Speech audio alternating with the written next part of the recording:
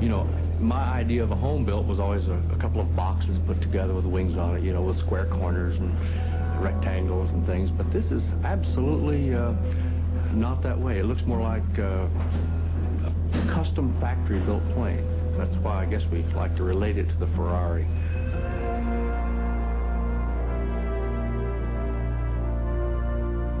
Fantastically beautiful in design.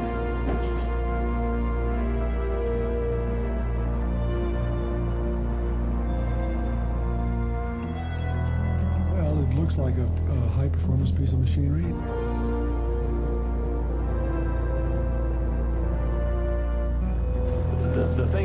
The thing that impressed me most about building the airplane is the parts all fit.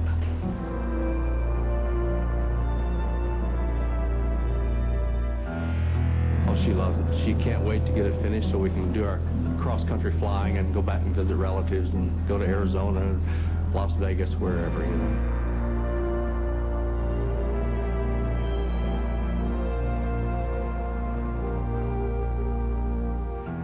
I don't know of any other airplane that will fly as fast on the same amount of fuel.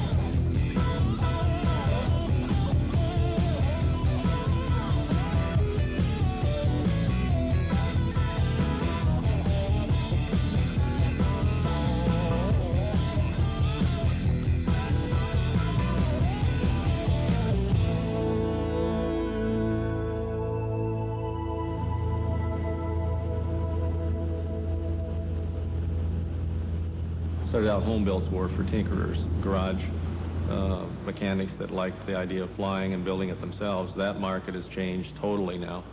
Now it's the person who doesn't want the 1940s vintage production airplane. And to buy a used one, you've got the rotting, the rusting, the corrosion, the fatigue, that's all coming up now. So they're looking at other options, and the kit planes are the prime option.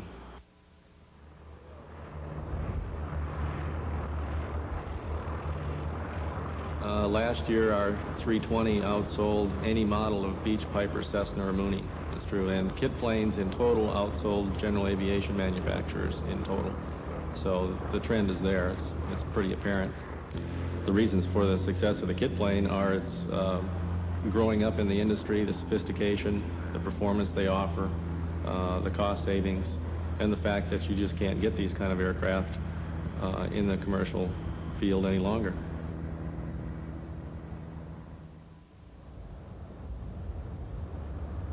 There are the $15,000 to $20,000 used airplanes, but I don't look at them as serious cross-country.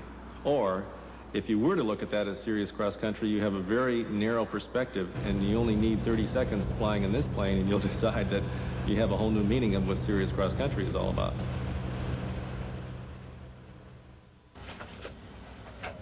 Well, the whole aircraft has been, from an engineering standpoint, quite an evolution. Now, all of our work on the plane is all finite element analyzed by one of the best composite engineers in the United States. We do extensive testing on materials. We use materials that are industry standard. We're the only kit plane maker that I know of that uses all these type of materials. Metal finishing is all mil-spec plating. It's either CAD plated, zinc plated, electrostatic, painted, anodized. The engineering has gotten quite extensive. Now whenever a question comes up on a new development, it's piped right out to our engineering department, which is a separate facility, but we work very closely with. And I think our situation where we have an R&D and a manufacturing facility that's its own entity, and the same with engineering, has made us stronger. We're able to use the best resources that are out there and use them when we need them. And we don't have to maintain that overhead every day. Our system works, I think, the best for us because the engineer is the best in the country and we have him when we need him.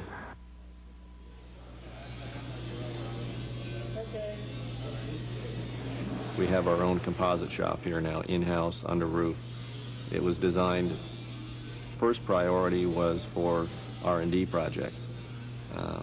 We like to work on a fast timeline, and having an R&D shop with composite fabrication capabilities under our roof was a big, big advantage. High-Tech Composites is in the United States here. They manufacture for us. They do some R&D work for us. We also have an offshore company in the Philippines that manufactures and does a lot of material testing for us. And we have another company who's a manufacturing distributor in Australia, and they do the same. They'll do R&D, and it's a production backup. We don't buy from them normally, but we could. We have full sets of molds at all locations. I think one of the nice things about our program that we've developed with High-Tech Composites, they are a recognized manufacturer of FAA STC parts, supplemental type certificate. That means that the quality assurance programs that they have to enforce in order to meet the FAA standards of materials traceability, handling, proper layup schedules, total QC, that whole system is up and running, and they use the same system when they manufacture our parts, so we know we're getting the best parts. It's also one of the reasons that we use all high-temperature prepregs. Again, it's a quality assurance. One of the reasons why industry uses all high-temperature epoxies. For example, the prepreg on our materials, we know we have certs from Hexcel and Ciba-Geigy where we get them, and the resin content, for example, will be 39% plus or minus 2%. That's guaranteed, that's documented, that's tested every batch run.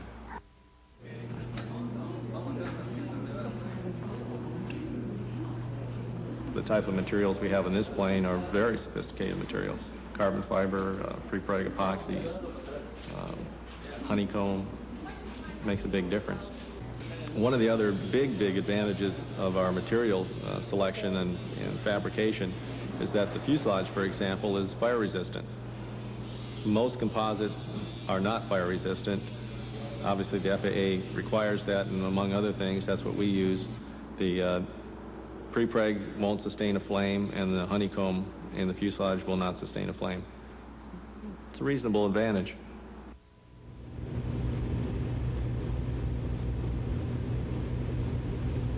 You build an airplane, you get a one-time repairman certificate, allows you to do annuals on your airplane only, and that saves you a lot of money every year. An annual is not difficult. The rationale for doing your own annual is, since you built the airplane, nobody knows that airframe better than you, and that gives you the authority to do the annual, and there's logic behind it, I think.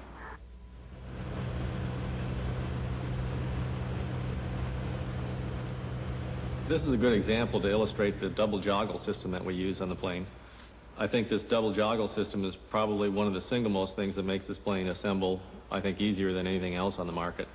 If you can get in close, you can see this. Every part has a single and a double joggle. You'll see that this piece, which is representative of the tail cone, and this is the vertical fin that would plug into it.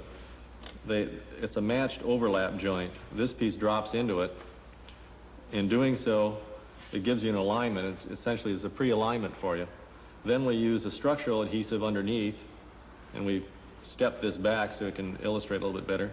We use pop rivets as a clamping fixture. They're later drilled out. The structural adhesive is the primary bond, and into this single channel that's remaining are two wet, what we call bid tapes.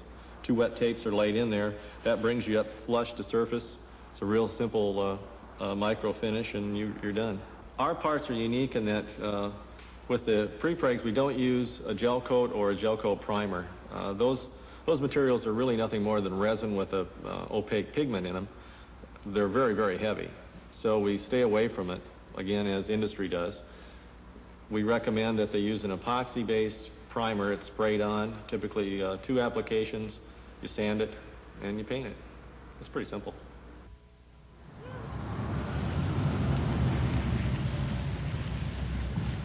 Wings are detachable on the plane. That's a big advantage.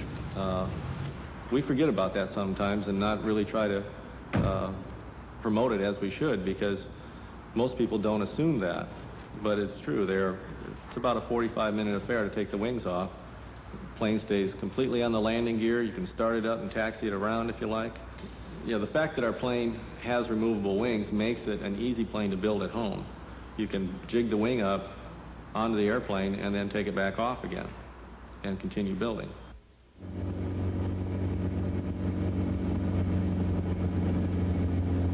Yeah, the gear is all custom. We get asked about that a lot. The gear is custom to this airplane.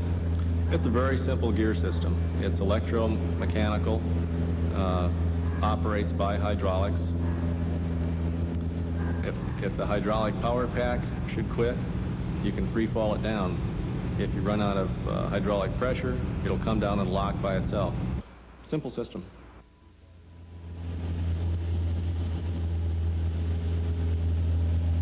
Many people ask us about engines. What engines are the best to use? Should I buy a new engine, used engine? We now have an OEM dealership arrangement with Lycoming, and we offer, among other things, factory new Lycoming engines. 160 horse, 180 horse. We offer brand new Hartzell propellers, narco avionics, autopilots, you name it. We've just about got everything on the airplane that you could ever conceivably want.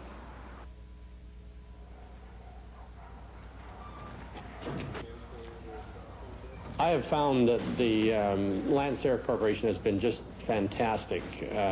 They have answered questions. They have, there's 1 or 2 small changes they made. They supplied the parts at no cost. But even from the beginning, why, geez, anything you wanted, advice or pieces or anything, you couldn't ask for any better support. No, I would rate them as being first class. I don't think there's another kit manufacturer that's as good as they are. They've all become good friends of mine. Builder support's a big issue. It's, we try to cover the bases as best we can in the manual, but there's always things that come up. We have one of the best technical staffs around. When we sell an airplane to somebody, it's not a pat on the back and goodbye. It's really a handshake and hello. And we know we'll be dealing with them for the time it takes to get their airplane done. And that's fine. That's what we're here for. time is a giant spread. We've had builders complete an airplane in 1,000 to 1,100 hours. I have to say that's probably pretty rare. We've had builders flying in the 2,000-hour range. So the one year we made a poll at Oshkosh of the 8 planes that flew in, and it averaged 1,600 hours. So we use that as a number, and it's a reasonable number for someone with nothing particular as far as skills. We try to build an airframe that doesn't require special talents or special tools to build.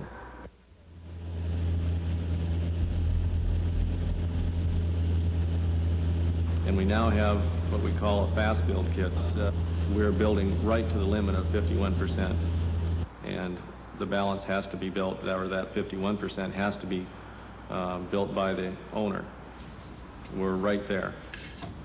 What the fast build does is eliminate about 600 to 700 hours off your building time. That's a sizable chunk. Had the fast build kit been available when I purchased this, I'm sure I would have gone for that. The standard airframe has 41 pieces to it for the exterior surfaces. In the fast build option, we take those 41, do major sub-assemblies on them, and it ends up being about 6 giant pieces now that in some cases just bolt together. It's a pretty impressive affair. This is an outboard wing panel for the 320. It's the fast build version. This is just the way it comes to you. The main spar is pre-molded. It's bonded in position to the wing skin, which we're looking at it upside down. So we're seeing what is the 2 fuel bays. The ribs form it. The ribs are installed. The back spar web is installed. It's been pre-aligned to the center section, and that's been pre-aligned to the fuselage. So it's you can see where a lot of the hours are gone. This is a section of the horizontal stabilizer. This is actually the top. And it has the 2 webs, all the ribs, and they're again bonded in. And the bottom is aligned as far as flatness and trueness. The elevator is done the same way. The rudder is done the same way. Ailerons are done the same way. Flaps we don't address because of the logistics of how the plane goes together. This is the 320 wing as it comes in the fast build kit. It's comprised of 3 major sub-assemblies, the 2 outboard wing sections and the center section. They've been attached here to illustrate a little more clearly. The wing ribs are all installed, the back spar, the front spar, the wing skins. Closeout webs are installed. All the wing attached hardware is in. Lines for electricals installed in the D section. Belly pan is attached. Wing fuel is converted out of these bays. This has all been attached and pre-aligned once to the fuselage, and I think it represents a big savings in man hours, and this is virtually how you get it. If somebody were really working fast, they could probably open their crate, put this thing together to the point where the fast build looked like a nearly finished airplane, and they could do it in probably 15 seconds.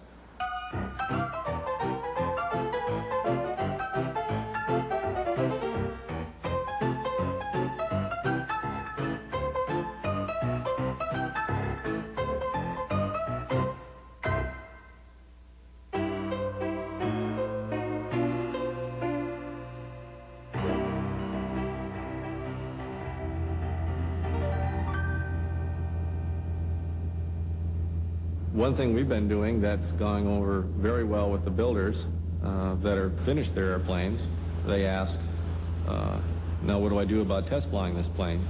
We have an in-house test pilot that has inspected and test flown many airplanes for customers. We've sent them all over the world already. We have an independent test pilot who does the same thing. The way we operate, it's on a shared expense basis. We don't make a profit on this. We just want our expenses covered, and it ends up being very beneficial for the pilot. Another option is for the builder to come here, check out with us in our company plane, and get some stick time and feel pretty comfortable before he goes back and test flies his own aircraft. That's been a very effective program too.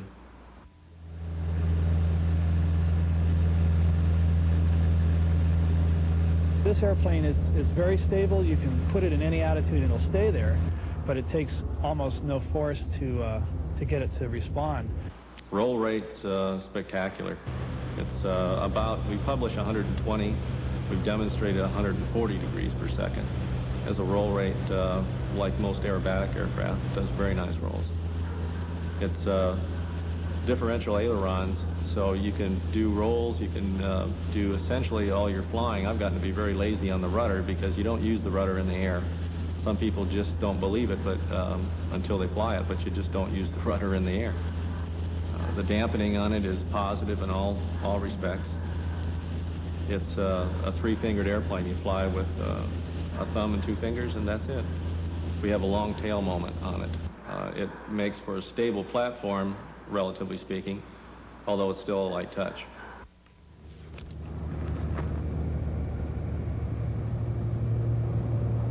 Well, the performance on this airplane is nothing short of phenomenal, really. This particular one has 160 horse Lycoming in it. That's the same engine that's in the Cessna 172. I haven't flown those planes in so long, I don't know how slow they are, but I do recall they're quite slow on a relative scale. This plane tops out at about 255. And of course we're burning the same fuel because we're running the same engine. So we're close to doubling the speed. In fact, I think we're a little more than doubling the speed from the Cessna that it came out of.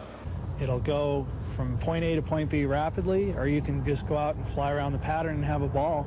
It doesn't burn that much gas. Usually if you have an airplane that is a good cross-country airplane, you wouldn't go out Sunday morning and shoot touch and goes because it's phenomenally expensive to go fast, where this airplane will do both. You can go out and do some mild aerobatics, you can fly it around the pattern, or you can go a 400 or 500 mile trip. One of the things we're also doing is installing a 180 horse engine into this plane. With the 180, we have one flying. With the 180 horsepower, we're seeing speeds of a little over 265 miles an hour. And the climb rates are up about 300 to 400 feet a minute in addition to what we see with this plane. So we're getting into some real spectacular numbers for cross-country flying.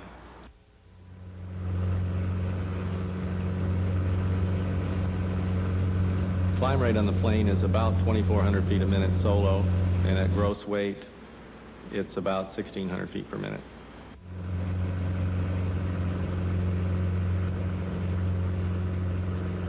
Well, when you're cruising cross-country in this plane, in our Loran will point that right out to us because we have an interface with our fuel flow meter. It'll give us our miles per gallon, and we'll see about 30 miles per gallon. Better than a Volkswagen, and we're cruising at 240 miles an hour.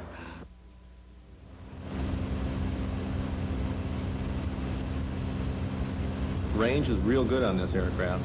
We flew loaded down out of here, Los Angeles nonstop to Aspen. That was 3 hours and 15 minutes, I believe. When we landed in Aspen, we had enough fuel. We could have flown halfway back to LA again. So it makes for a nice cross-country business plane.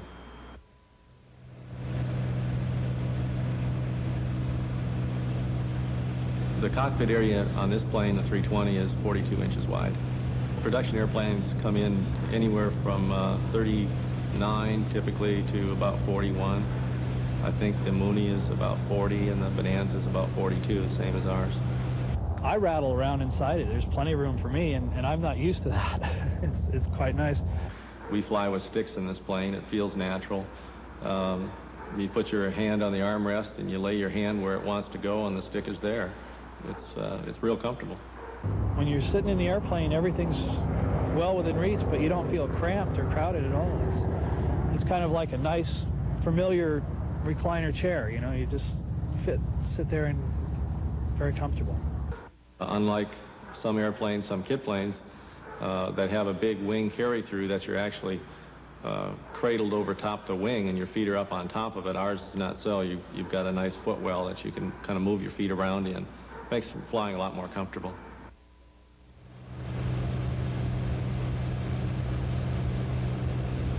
And once you've had the visibility, you don't want to give it up. You can roll into a 90-degree bank turn and just look here, and you see it. You see where you're going. I mean, that's one of the big comments we always get, the spectacular visibility in it. With the 320, you're able to see very well over the nose. There's no visibility problems. Very short rollout. There's little inertia, so it stops real easy. just a real easy airplane to fly.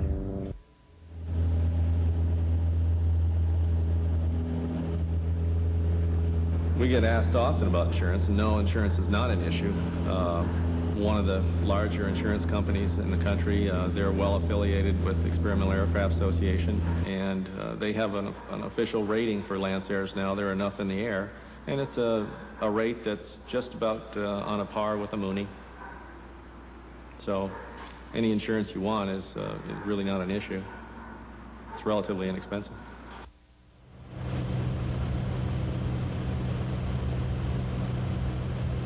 A person looking for an aircraft today has got, you might say, three choices. If he's looking for something that's got some reasonable cross-country potential.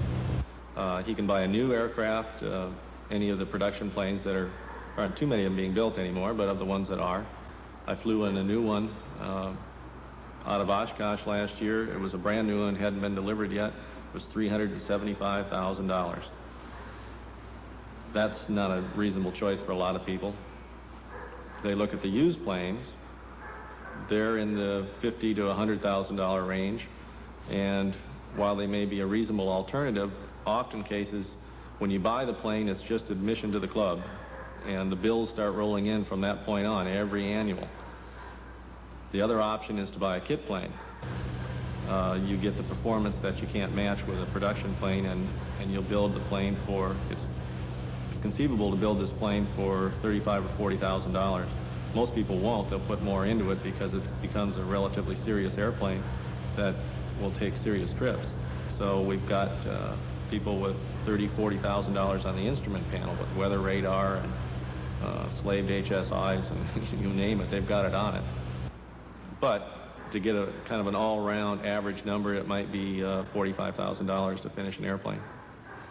And a little bit of your time.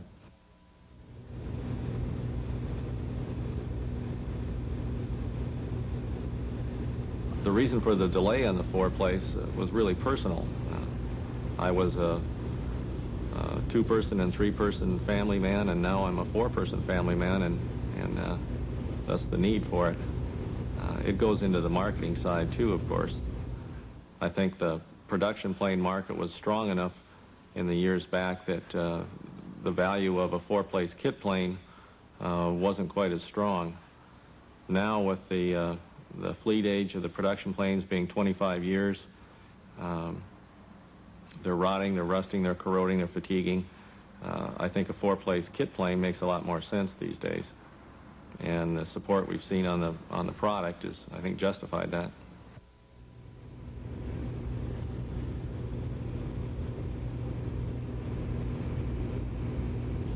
The primary purpose of the four-place was really speed and comfort.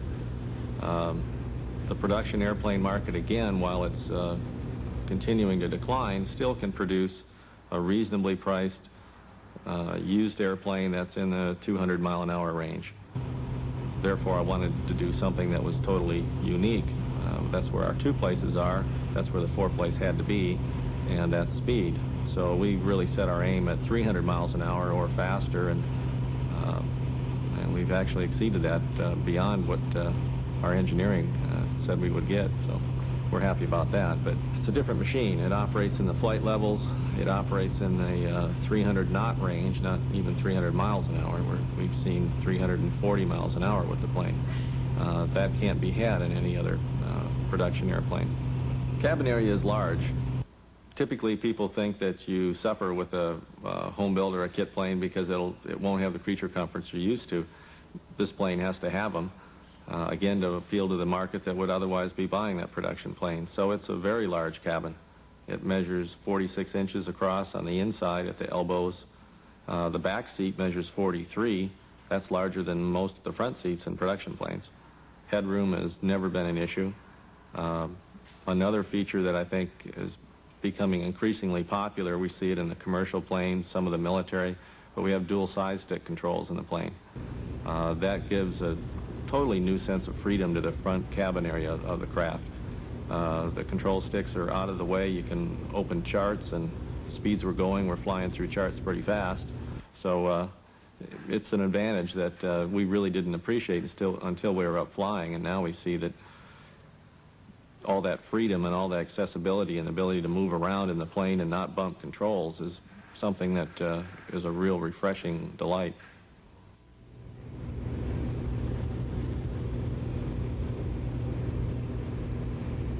We recently set a world speed record. It's a NAA official speed record now. Our test pilot set it from San Francisco to Denver at 24,000 feet, 362.4 miles per hour. That's, I think, a pretty valid statement of where this plane can get you across this country and how fast you can get there. This plane is turbocharged. It was designed to be turbocharged. It doesn't have to be, but the big advantage there, of course, is the altitude. It's a large airframe, so it does better at higher altitudes. It's not a sea-level rat racer like some of the other planes are. It's a get-up-high-and-go plane. Interestingly enough, we've had customers that are building this airplane, or about to.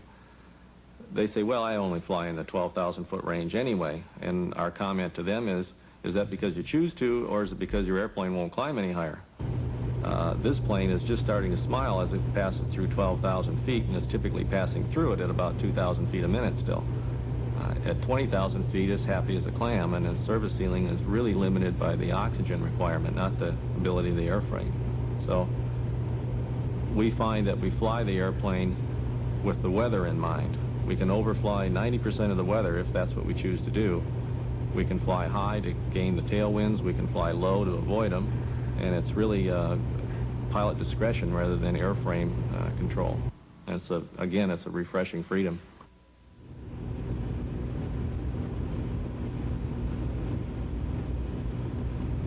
The slow end is always an issue. People think a plane that goes this fast has got to be an absolute bullet to try to get around the traffic pattern. In reality, this plane flies the traffic pattern at almost identical speeds to our two-place.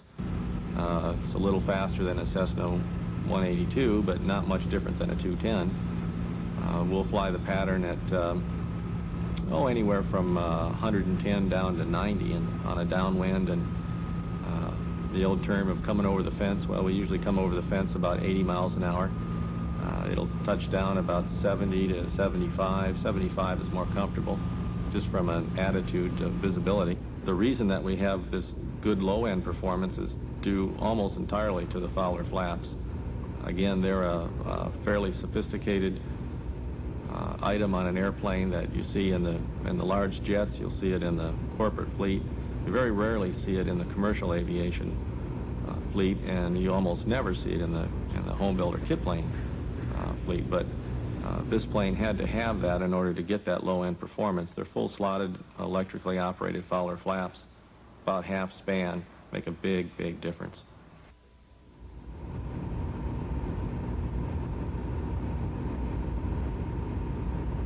The landing gear is relatively unique on this aircraft. Again, it has to do with the high altitude capability and the slow end capability. That meant that the wing had to function extremely effectively for us if we were going to meet those two goals. To do that, we had to get the landing gear out of the wing. There was no place for it there. We put the landing gear into the fuselage, and it retracts hydraulically on rack and pinions back into the fuselage.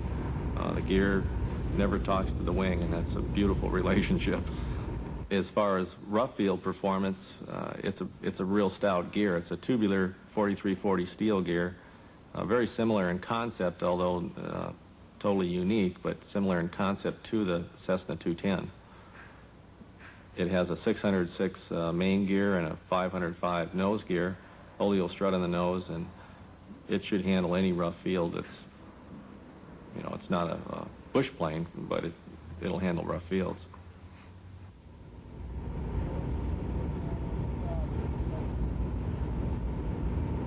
The materials are very unique on this airplane. Again, they're not unique to the aerospace industry, but they are to general aviation. This aircraft has a mission in that in order to gain this high speed, we needed a light airframe. We needed a light airframe because we don't have a large wing. In order to get that light airframe, we basically had to go to carbon fiber. It's a rather expensive and still a somewhat exotic material that's beginning to make some introduction into the high-end general aviation, to the turboprop fleets and so forth. the Beach Starship, the new Piaggio Avanti, and so forth. They're using carbon fiber. And of course, the military's been using it exclusively for years and years. This plane is built almost entirely of carbon fiber, but the weight savings are astronomical. The prepreg carbon is about 32% lighter than the prepreg E-glass that we normally would use, and that E-glass is about 25 to 45% lighter than a wet layup E-glass. So the difference between a wet layup airplane and a carbon fiber prepreg airplane is day and night.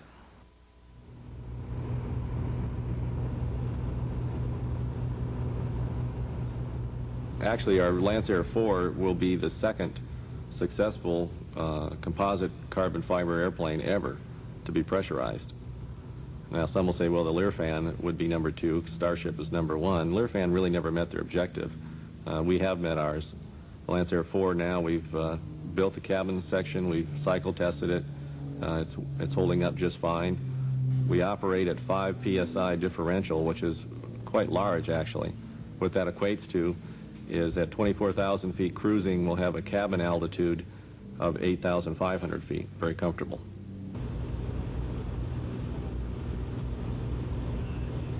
The finished cost of a plane like the Lancair 4 is like any home-built airplane or kit plane. It's a big spread depending on a few key variables, namely the engine and avionics.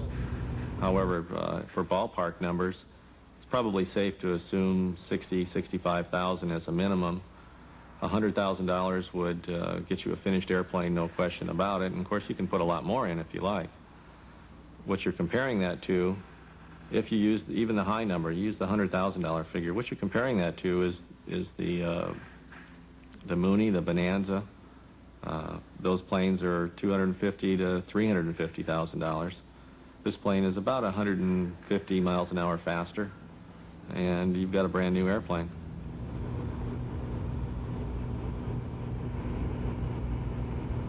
The drumbeat out there seemed to indicate a need for an airplane that's somewhere between our 2-place airplane and our 4-place rocket ship.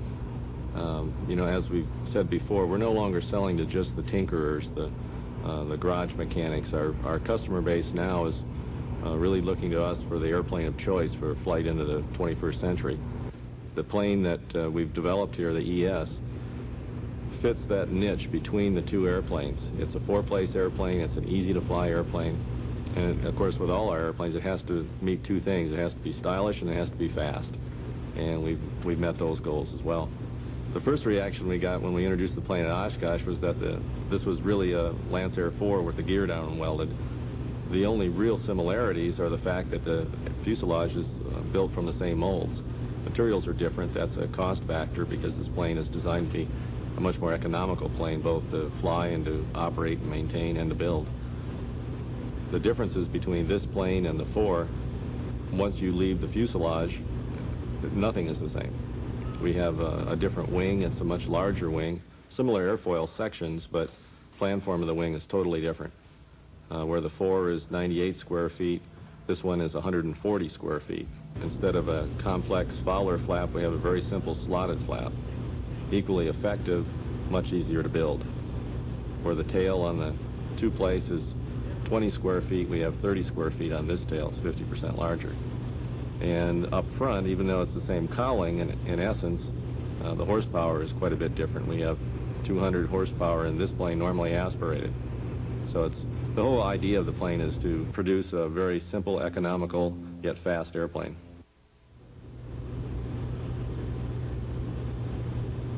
Performance numbers are, I think, pretty spectacular. That's true with, I believe, all of our airplanes. A nice way to put it is that this airplane will cruise at speeds comparable to a new Bonanza. The fuel burn, it sips fuel closer to that of a Cherokee 140. And as far as useful load, it's huge. It's besides having a huge cabin, there's a lot of stuff you can put in it. It's like the old saying, if you can get it through the door, you can fly it. And that's generally true with this airplane. We have a useful load of 1,200 pounds with a 1,300-mile range. That still leaves 770-some pounds of payload.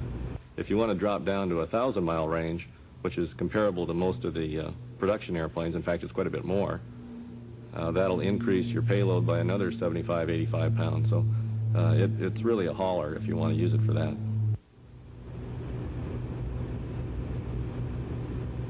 We have in this airplane, along with our Lancair 4, probably one of the best known, proven aviation engines on the market right now. That's what they call a lean burn engine. Typically, you'll lean an engine back until it starts running rough, and then the old saying is you give it 2 clicks for the family and run a little bit richer. With these engines, they run so smooth, it's cross-flow heads with tuned induction. And the 550 Continental and this engine, which is the 360 ES Continental, are the 2 unique engines that offer this lean burn capability. And at 192 miles an hour cruising, we're down to about an 8.3, 8.4 gallon per hour burn at, call it conventional altitudes, 10, 12, 13,000. If you want to go higher, the speed doesn't drop off much at all, but the fuel burn will go down substantially.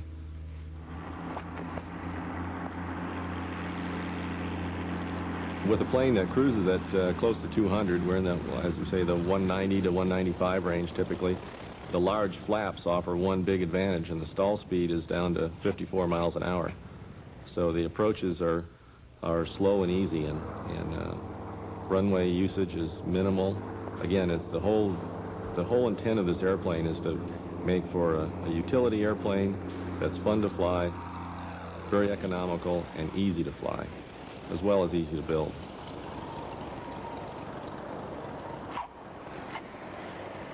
The landing gear is unique for any of my designs. I've always built retractable airplanes, and the simplicity of this landing gear actually astounded me. I didn't realize how many things one must build into an airplane to make the gear go up and down. So this has been a real refreshing experience to build a fixed gear airplane. Another thing about this plane, again, to emphasize the utility of it, it has to be a rugged gear. We have 606 main gear tires on it. Those are large. It's a very stout main gear. It takes a good pounding, and it'll still make you look like a hero. The nose strut is an oleo strut. That's a more expensive variety than some of the planes you'll see out there with a spring tube nose strut. However, it's a far superior one. It dampens out the shall we say, the less perfect landings. And again, you'll go away smiling from it.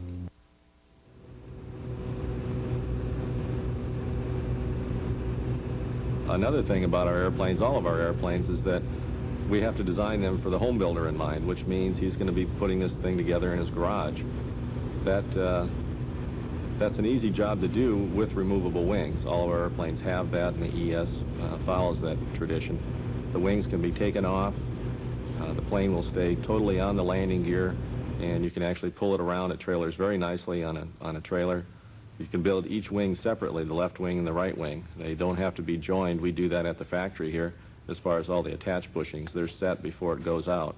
So the first time you have to really put the wings together is when you're mating them to the fuselage. At that point in time, you'll probably have to roll it out into the driveway, and it'll be out there for an afternoon as you do that mate up, but then you can take them off and bring it back inside.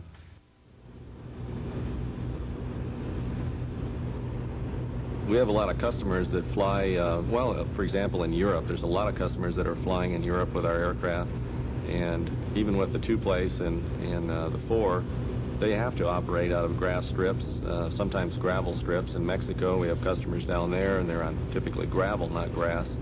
So all of our planes have been evolving to a status where they'll handle that adequately. We've developed a 505 main gear for our 2-place designs, the 320 and the 360.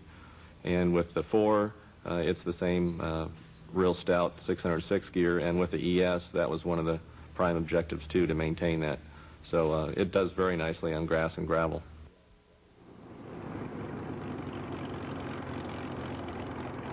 Most airplanes that are tightly cowled, and most of ours are, will have cowl flaps. It's another procedure, another cockpit chore or duty, if you will, that you must watch.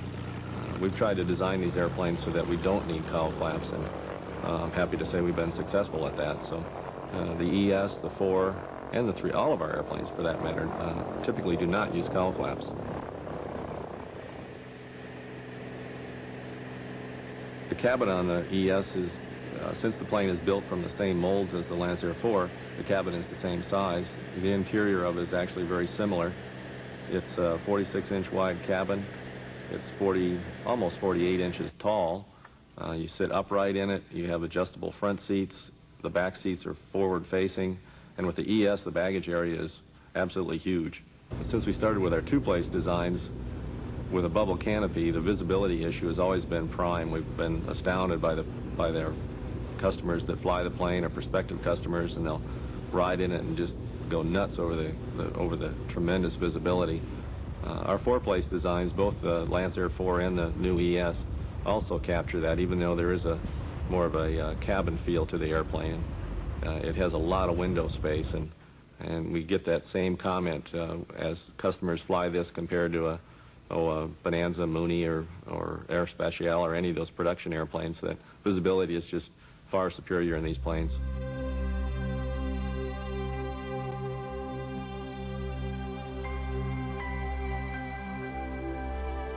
When you fly the airplane, it just feels right. It feels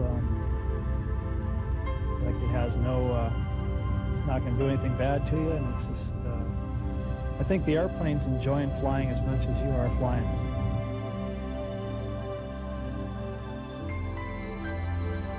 Basically, it looks good and is fast.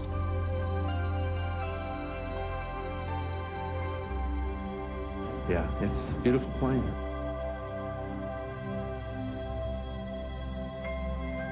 I've had a lot of fun with the whole thing. I mean, there hasn't been a negative part to it anywhere. I'd advise anybody to do it.